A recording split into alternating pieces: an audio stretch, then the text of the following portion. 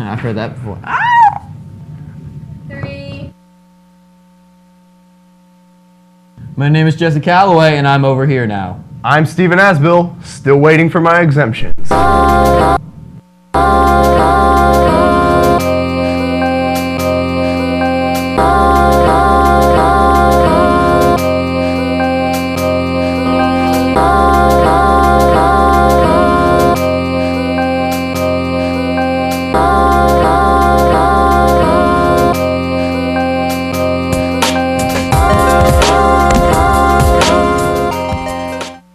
Hey audience members, if you're going to be a senior next year, we have news for you. Any senior interested in representing 2011 and 12 for the Blue Crew, please see Mrs. E in room 1036. The library is open. Now we can party up, but shh, gotta do it quietly. Speaking of partying, Yeah! prom was a bunch of fun. Thanks for attending. Excuse me, word just in. It seems that this week is a special week for Friendswood. Every day in the cafeteria, chicken fried steak. Now, if that's not hardcore, I don't know what is. Well, I know what's hardcore other than myself. Letter jackets. Makeup day will be today during all lunches in the freshman mall. This is the last opportunity to be sized for jackets until next year. So make sure after you eat, stop by and get that done. Also, class makeup order dates are due today in the same place at the same time. Sweet. Any lifesavers interested in being an EMT will be a senior next year. Please stop by Mrs. Genzer's room 2053 for more information on how you graduate high school with an EMT certification. Now, here's a segment on exemptions. It's the one thing that students want to use at the end of the year, but they forget about the rules on how they lose them. Students can lose standard exemptions by not having their ID. They can lose them by getting their cell phones picked up a couple of times. You can lose them by getting a parking ticket 2 or more times. There are varying different reasons that you can lose exemptions. Tardies is also one of them. 3 or more tardies in a class period equals an absence. Students that get good grades also can have poor attendance records. That can affect their chances for exemptions at the end of the year. Well, I have a teacher and she's not making us do any work for the rest of the year, and it's really hard to even wake up and come to that class because we're not doing anything, we're not getting graded on anything, so what is the point of even being there? Towards the end of the year, coming to school gets really difficult, so I think that we should be rewarded for our high grades. Like for an A you get an exemption, but I don't think it should be based on attendance.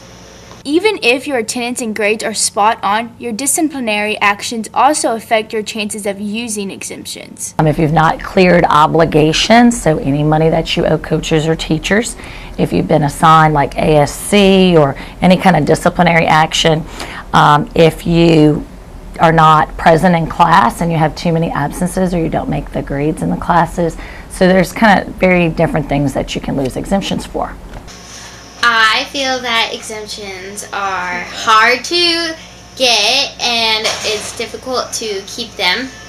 And then when you get to the end of the year, you have to take all your finals and then your grades all drop because you really don't want to take your finals, especially if you're a senior. You just want to get out of school. Exemptions are definitely not easy to get because you can only be absent, if you have an A, you can only be absent 3 times, and some people get mono or have to do something go to the doctor that they can't really help. Standard exemptions can be hard to keep hold of, but there are tax exemptions to look forward to. Absences do not count for tax. A tax exemption stands alone. You have to pass the portions of the tax test that you take for your grade level, and then if you're commended on 2 or more of those, you also can get a commended exemption, a tax exemption. So grades and absences do not affect tax exemptions. And many of our students do very well on tax and strive to pass tax and then strive to be commended. So you can get those exemptions also. If you get your standard or tax exemptions, there are rules on what you can use them on. If you choose to exempt a class in the fall, you're not allowed to use that exemption in the spring. So if you're thinking that you want to use an exemption for a course that you think is really going to be maybe harder in the spring, or the content is more difficult, you probably need to save that exemption for that spring semester. Knowing what classes you're going to exempt ahead of time can be helpful so you can keep your grades up and your attendance on track.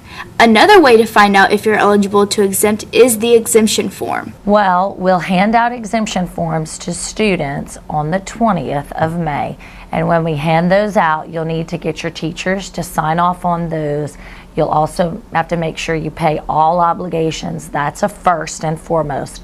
Once you do that and you report to those class periods on the 20th of May or the 23rd of May, your teacher will have to sign off that you've not missed their class more than those 2 or 3 times based on your grade, and your attendance is in line with that, and your grades in line with that.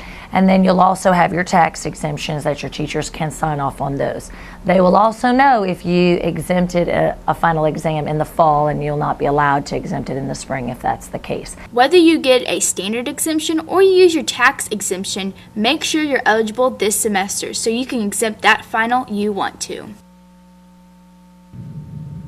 Oh, how exciting.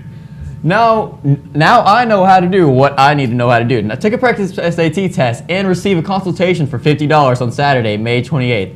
For more info, stop by Ms. Meyer's office or check the FHS website. Do you have a summer birthday? Will you be getting your driver's license this summer? Be sure and go to the attendance office and request your VOE before the last day of school.